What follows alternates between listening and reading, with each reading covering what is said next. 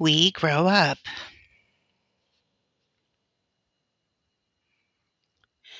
The Threshers are coming. One morning, Tommy said, "What are all the pies for, Grandmother? Where did you get the long table? What are you going to use it for?" Grandmother said, "The Threshers are coming. You will know what that means by and by." She could not stop to tell him any more, for she had many pies to bake and many other things to do. So Tommy went to find his grandfather. Tommy asked his grandfather about the Threshers. Grandfather said, "It is harvest time, Tommy. It is time to thresh the wheat. Tomorrow you will see all the harvest hands threshing the wheat in that field out there.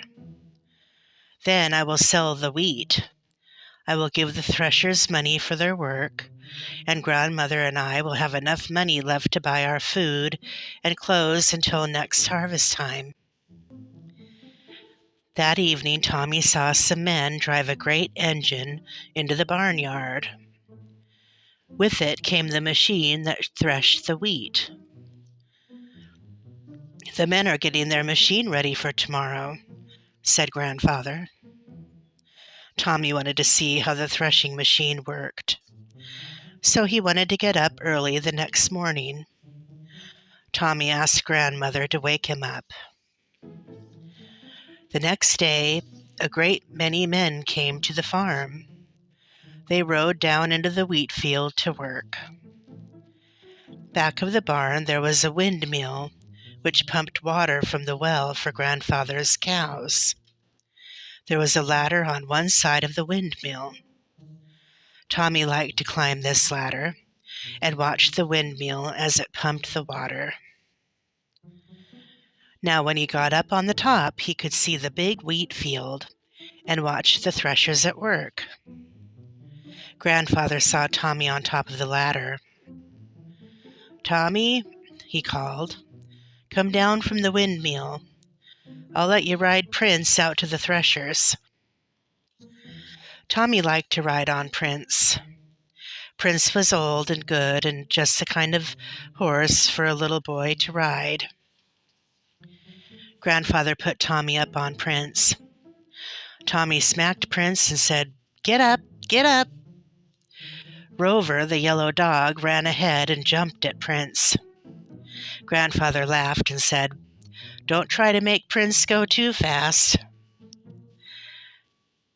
But he knew that nothing could make Prince go faster than a walk. Tommy rode out to the field where the threshing engine was roaring away. The men would drive their big wagons filled with wheat to the thresher. Then the men would throw the wheat into the thresher. The thresher took the wheat from the straw. The wheat ran down into big bags. Out of one side of the thresher came the straw. Later, Grandfather would sell the wheat. Then the wheat would be taken away and ground into flour. There was a straw pile next to the threshing machine. On one side of the straw pile there was a ladder. Tommy climbed the ladder and sat on top of the straw pile. Suddenly he was sliding down the side and could not stop himself. Tommy landed in some soft straw on the ground, and he was not hurt at all. He thought it was fun to slide down the pile of straw. So he climbed up and came sliding down again and again. It was such good fun that he called to the dog. "Come on, Rover," said Tommy. "Now it's your turn. I'll take you up to the top of the straw pile. Then you can slide down with me. Come on, Rover. Don't be afraid." Rover had his turn, but he did not like the sliding at all. As soon as Rover caught his breath, he barked and barked. He barked so hard that Tommy had to stop sliding. All at once there was a noise from the engine, and the men stopped work. It was lunchtime. So the Threshers went to the ranch house for lunch. Then Tommy got up on Prince and rode to the ranch house. When he got there, one of the Threshers helped him jump off Prince's back. The Thresher laughed and said, "You look like a real cowboy." Tommy pumped water for the men so that they could wash their hands and faces before lunch. After all the Threshers had washed, Tommy pumped water for his hands and face. Then he went in for lunch. "Grandmother, do you think there will be any pie left for me?" asked Tommy. "Don't be worried," said Grandmother. "I always have a piece of pie for a hungry boy." Then Tommy was much happier. Tommy had never seen so much food on a table. There was food everywhere. There was a glass of milk for each one of the men. There were many plates of hot chicken and plates piled high with rolls. There were bowls filled with all kinds of good vegetables. And there were pies. There must have been 20 pies or more. Suddenly, Grandfather and Tommy heard horses on the road. Looking out the window, they saw 2 cowboys ride up on their horses. "I knew those cowboys would smell this chicken," said Grandfather. "How could they smell the chicken so far away?" asked Tommy. Grandfather said, "Well, Tommy, when you are a real cowboy and do your own cooking for days and days, you will be surprised how far away you can smell good food." The cowboys walked in. Grandfather and Grandmother and the harvest hands were glad to see them. Grandfather told the cowboys to sit down and have some lunch. When the harvest hands went back to their work, the cowboys stayed a long time and talked to Tommy. They told Tommy many cowboy stories. Tommy liked the stories so much that he wanted to be a cowboy right then and there, even though he really was not old enough.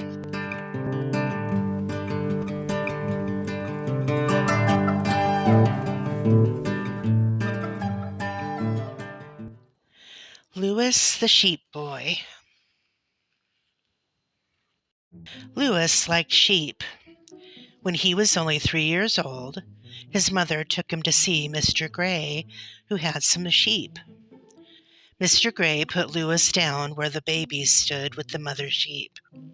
The babies came up and smelled Louis and were glad to find that he was very friendly. When Louis was a little older, he went to live on a ranch. Father bought many horses to help with the work on the ranch. He bought a very fine one to ride himself, and he bought another fine one just for Louis. Then he rode out with his father every day to see how things were getting along on the ranch. When Louis was 9, his family moved to a big sheep ranch. Louis soon learned to ride his horse very well. After hours of riding with his father, Louis could get off his horse and feel as fresh as ever. 2 years later, Louis helped Father to shear the sheep. He took up the wool that was sheared and then carried it to the wool rolling table. Then he learned how to roll the wool into big balls. Louis was very glad to help with this work, for he wanted to learn all that he could. The next trick to learn was shearing. Father said that he would teach Louis to shear. He did, and Louis sheared his first sheep in about 20 minutes. When Louis was 12, he had a big horse, and he had a dog of his own. The dog's name was Bobby. Louis thought it was fun to have his dog follow him when he rode out with the sheep. Then Louis's father bought a bigger ranch. But before the family moved in, Louis and Father worked hard to turn the ranch into a nice home. Then it was time for Father to bring Mother to the new ranch. Father did not want to leave Lewis on the ranch with so many, many sheep, and only the sheep herder to help. But Lewis was sure he would be all right. So Father left Lewis on the new ranch while he went to get Mother. For 5 days, all went well. Lewis rode out every day with his dog to see how the herder was getting along. But one morning there were great piles of snow on the ground, and the air was filled with falling snow. Lewis turned on the radio.